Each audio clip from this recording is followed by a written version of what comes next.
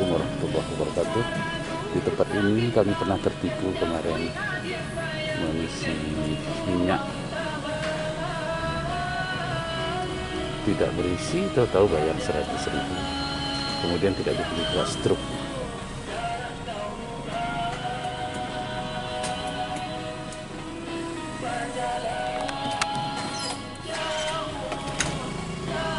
Minta struknya, Pak. Minta struknya. Duitnya? Struknya mana? Minta struknya? Nah. Ya, ada Pak, duit tadi. Banyak benar pengeluaran.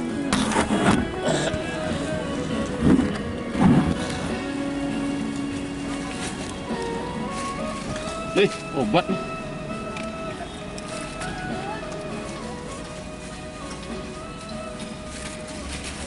Boleh berutang dulu? Hah? Boleh berutang? Duitnya ketinggalan. Boleh, tinggalkan aja sesuatu. Oh gitu. Iya. Kamera tinggal boleh? Boleh. Oh iya. Mobilnya juga, Pak. Sabarlah, nak ada penado. Terima kasih.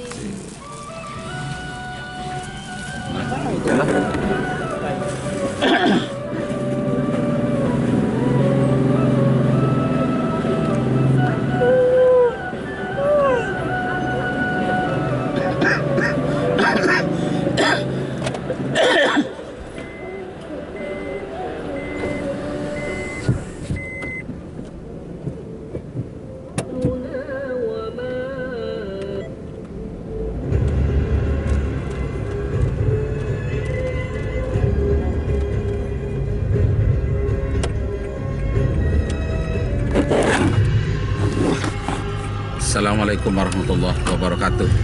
Saya M. Rakib Jamari dari Pekanbaru, Riau, Indonesia. Sekarang akan membahas tentang kajian-kajian ilmiah di dalam surat Yasin. Bismillahirrahmanirrahim. Bismillahirrahmanirrahim.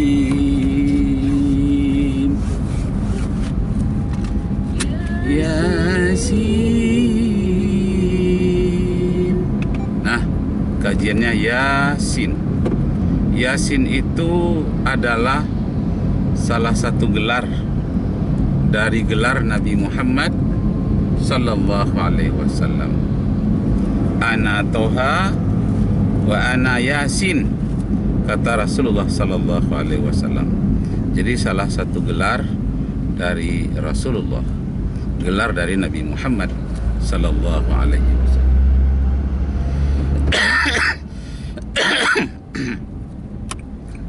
Kemudian ada lagi ulama yang mengatakan surat Yasin itu menunjukkan bahwa di dalam surat itu huruf yang terbanyak adalah huruf Ya dengan huruf Shin. Karena itu Yasin. Nah, ini pendapat ini tidak bertentangan, tapi memperkaya khazanah keilmuan kita tentang surat Yasin. Satu-satunya surat yang ditulis di sekeliling Baitul Maqdis adalah surat Yasin. Jadi di sekelilingnya kalau kita ayat-ayat yang lain atau kalimat Asmaul Husna di sekeliling masjid. Sedangkan di Baitul Maqdis atau Masjidil Aqsa, Al-Aqsa, itu di sekelilingnya adalah surat Yasin. Kenapa demikian? Karena guru-guru saya, syekh-syekh di pesantren dahulu menyatakan dan melalui pelajaran tafsir bahwa surat Yasin adalah intinya Al-Quran, intisarinya Al-Quranul Karim. Nah, intinya dari segi apa? Apakah dari segi akidah? Apakah dari segi ilmu pengetahuan? Apakah dari segi mau'izah, nasihat-nasihat yang banyak? Nah, kita lanjutkan kepada ayat yang kedua. Jadi ayat yang pertama adalah Yasin. Ayat yang kedua, wal Qur'anil Hakim. Mari kita dengarkan.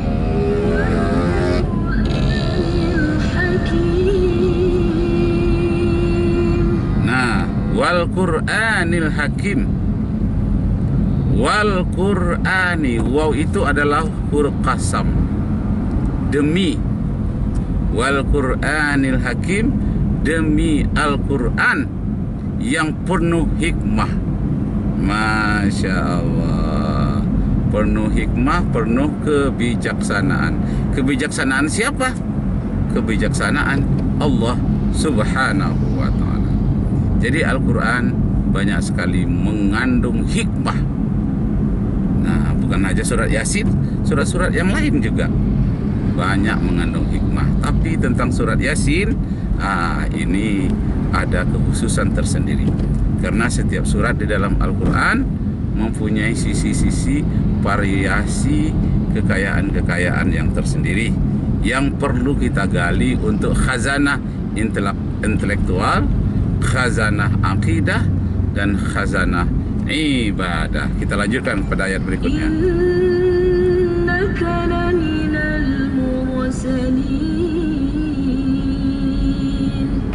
Sesungguhnya engkau ya Muhammad laminal mursalin. Nah, kalau kita belajar ilmu balaghah, ilmu sastranya Al-Quran, inna itu artinya sesungguhnya. Engkau laminal mursalin juga sungguh dari utusan Allah. Laminal mursalin.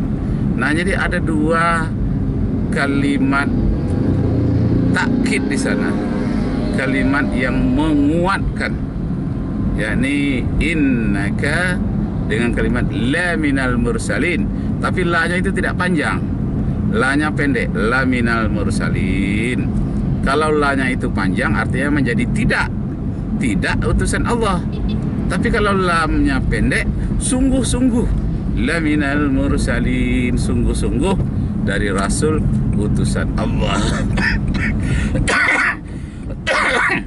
Maaf Bapak Ibu saudara-saudara sekalian, kita bersyukur kehadiran Allah Subhanahu wa ta'ala karena ayat Al-Quran yang diturunkan kepada kita sifatnya sebagai sifaun wa rahmatun lil mu'minin, banyak mengandung hikmah, mengandung obat, dan mengandung nasihat yang luar biasa.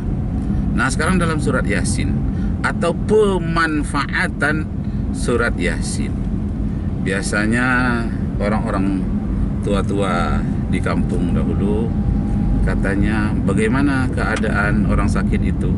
Wah, dia sudah tidak sadar lagi, bacakan Yasin, kata orang tua-tua. Nah, jadi apakah benar ada khasiat Yasin itu terhadap orang yang sedang nazak sakaratul maut? Nah, ternyata setelah dicobakan, saya mencoba sendiri, ada seseorang yang ada hubungan keluarga dengan saya. Nah, kemudian dia ini sakit. Nah, kemudian dia tidak sadar diri, masuk ruang ICU itu 3 hari. Karena saya sibuk bekerja di kantor hari pertama, saya tidak bisa datang, sibuk sekali. Hari kedua masih sibuk lagi, ada program di lingkungan Kemendiknas.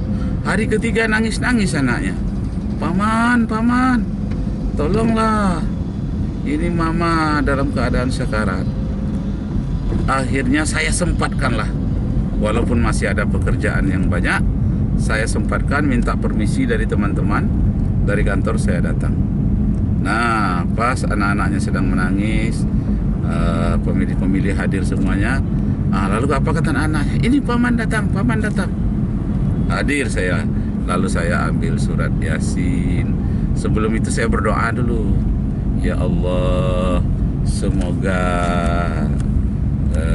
orang ini yang merupakan keluarga juga bagiku, Engkau mudahkanlah dia ya Allah dalam perjalanan. Karena itu aku membacakan surat Yasin. Saya baca Yasin wal Qur'anil Hakim innaka laminal mursalin. Maaf ya Bapak Ibu Saudara sekalian, belum sampai 10 menit saya membacakan surat Yasin itu, lalu terdengarlah bunyi di ruang ICU itu tet tet tet, ada tombol warna merah. Oh, berlarian nampaknya dokter-dokter ke sana. Apa katanya? Dia dalam keadaan sekarat. Wah, dan pergi. Dan kemudian saya bimbing, juga ada abang di situ, bimbing dia. Nampaknya dia tidak merespon lagi. Nah, tapi tetap dibacakan kalimat Allah, la ilaha illallah di telinganya, dan dia pergi dengan tenang. Inna lillahi wa inna ilaihi raji'un. Nah, jadi terbukti bahwa rupanya pembacaan surat Yasin kepada orang yang sedang sekarat itu, nah, pribadi saya yang mencoba terhadap orang ini yang sangat saya kenal, bahkan saya hormati. Nah, ternyata tidak sampai 10 menit dia pergilah untuk selama-lamanya. Seakan-akan kedatangan saya itu hanya mengucapkan selamat jalan kepada kakanda yang bergaul selama ini, yang selama ini hubungannya baik, mengucapkan selamat. Seolah-olah dia menunggu saya saja. Itu dalam perasaan saya, tapi saya tidak menceritakan kepada siapa-siapa. Tapi yang menarik bagi saya ini adalah bacaan surat Yasin. Saya baca baru di awal-awal, beberapa menit saja ada sinyalnya, ya ibarat listrik ada kontaknya, dan langsung selesai dan beliau berangkat dengan mudahnya. Alhamdulillah. Nah, jadi kalau kita tinjau dari segi artinya, memang surat Yasin ini banyak mengandung Asmaul Husna, antara lain Al-Hakim, yang maha bijaksana. Yang maha bijaksana itu hanya Allah Subhanahu wa ta'ala. Yang lain hanya diberi oleh Allah kebijaksanaan dalam beberapa waktu saja. Tapi kalau Allah Al-Hakim untuk selama-lamanya. Ya, kita dengarkan kembali.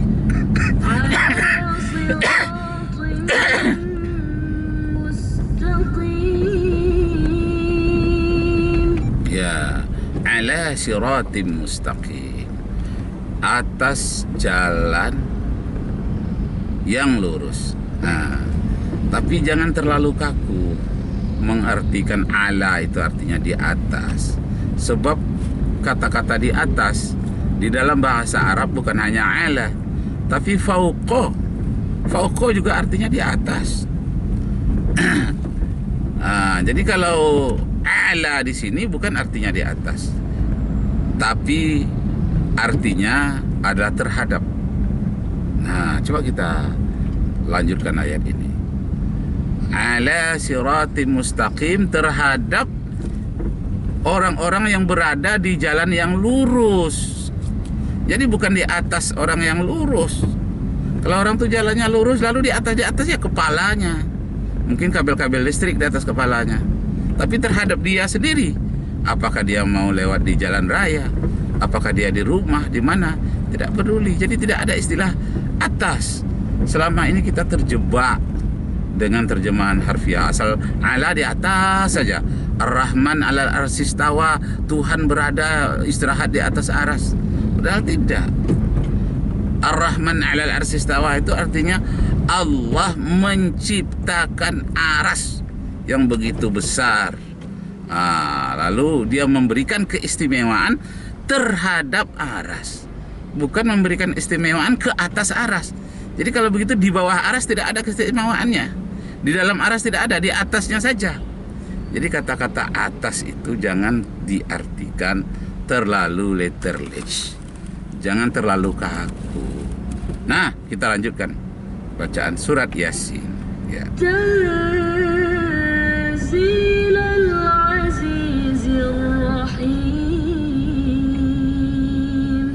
Tanzilal Azizir Rahim.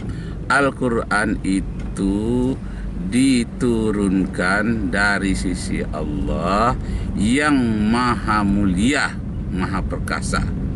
Nah, jadi diturunkan dari Allah, bukan buatan manusia. Manusia hanya menangkap sinyal-sinyal ayat dari Allah. Itu pun yang menangkapnya bukan orang sembarangan. Yang menangkapnya haruslah seorang yang mempunyai sifat siddiq, amanah, tabligh, fatonah. Harus orangnya yang sangat lurus, dipercaya, amanah dipercaya, tabligh menyampaikan apa adanya, tidak ada yang disembunyikan. Siddiq, amanah, tabligh, fatonah. Fatonah itu cerdas. Jadi karena Nabi Muhammad itu orangnya sangat cerdas, maka Allah Subhanahu wa taala mempercayakan kepadanya untuk menyampaikan Al-Qur'anul Karim.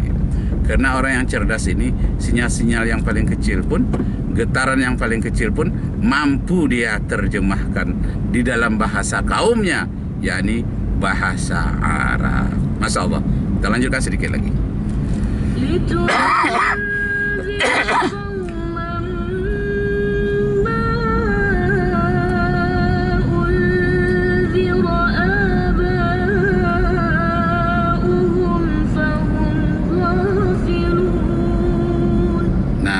Jadi Al-Quran itu diturunkan kepada suatu kaum karena selama ini mereka itu lalai. Diturunkanlah Al-Quran memberikan peringatan agar kaumnya itu, kaum jahiliyah pada waktu itu, tidak menjadi orang yang lalai. Terbuktilah Rasulullah SAW mampu mengemban amanah dakwah. Tanah Arab yang dulunya jahiliyah menjadi negeri yang terang benderang dengan kerasulan Nabi Muhammad SAW, baik Mekah maupun Madinah. Orang yang dahulunya paling membenci Rasulullah menjadi orang yang paling mencintai Rasulullah SAW. Lanjut. Laqad haqqal qawlu ala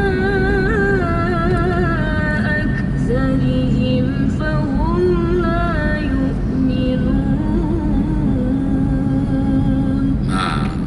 Tetapi jangan diharapkan dakwah kita semuanya 100%. Kan? 100% akan diserap oleh masyarakat kaum tempat kita tinggal. Tidak.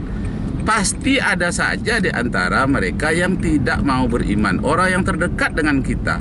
Kalau Rasulullah orang yang terdekat kepadanya, yakni pamannya Abu Talib, Abu Jahal. Kalau di Indonesia berganti nama dengan Abu Janda. Nah, itu bedanya. Jadi abu-abu itu tetap yang nakal, abu-abu yang nakal itu masih tetap ada di seluruh dunia. Tapi jumlahnya tidak banyak. Abu Janda di Indonesia cuma satu-satunya. Itu yang bikin yang bikin sakit telinga orang Indonesia. Kalau di Arab gandengan Abu Jahal dan Abu Lahab. Nah, kita dengarkan cerita abu-abu yang lainnya. Bagaimana sesungguhnya apa yang terjadi. Kita lanjutkan surat Yasin. Masya Allah. Inna ja'alna fi a'naqihim aghlalan fahiya ilal azqani fahum muqmahun. Nah, dijadikan oleh Allah ada belenggu di kuduknya katanya. Belenggu di kuduk itu kan sindiran, itu bahasa sastra. Sehingga dia tidak bisa melepaskan kekakuan belenggu itu. Maksudnya itu apa? Ada kerangka nenek moyang mereka zaman jahiliyah dulu tidak bisa mereka lepaskan, sudah menjadi darah daging bagi mereka. Mereka tetap saja tidak mau beriman. Mereka tinggal di dalam belenggu yang itu menurut mereka belenggu itulah yang paling benar. Nabi Muhammad malah dituduh sesat, dituduh membawa ilmu sihir. Tapi tidak banyak orang yang seperti itu. Bagi Nabi Muhammad SAW itu hanya ujian. Juga bagi para ustadz pada hari ini, ketemu dengan abu-abu yang seperti itu di Indonesia, abu yang tidak bagus itu, kecil, tidak banyak. Maka ustadz-ustadz yang ceramah, jalan terus. Itu memang sudah merupakan takdir, buah ujian dari Allah Subhanahu wa taala. Di mana Rasulullah lahir, di sana Abu Lahab juga lahir. Lanjut. وَجَعَلْنَا مِنْ بَيْنِ أَيْدِيهِمْ سَدًّا وَمِنْ خَلْفِهِمْ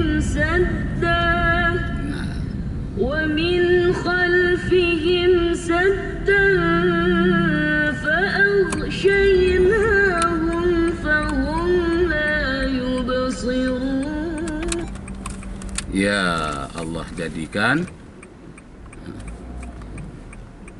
di depan mereka ada dinding syaddan, di belakang mereka juga ada dinding. Ini ketika Rasulullah hijrah itu tidak nampak oleh orang-orang kafir itu Rasulullah berangkat. Baiklah Pak Ibu Hormat, nanti kita lanjutkan lagi. Ini ada yang mengganggu ya, Masya Allah. Mudah-mudahan Allah Subhanahu wa taala meridhoi kita semua. Sekian, terima kasih. Wabillahi taufik wal hidayah. Wassalamualaikum warahmatullahi wabarakatuh.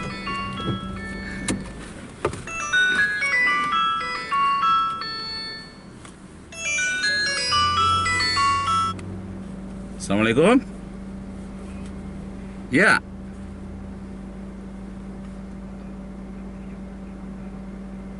Apa tuh? Siapa tuh? Oh, Pak Zainal. Ya. Jadi?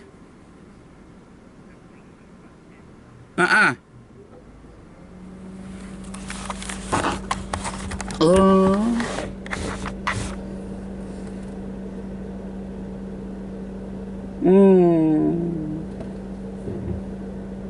Iya, aku masih batuk pula.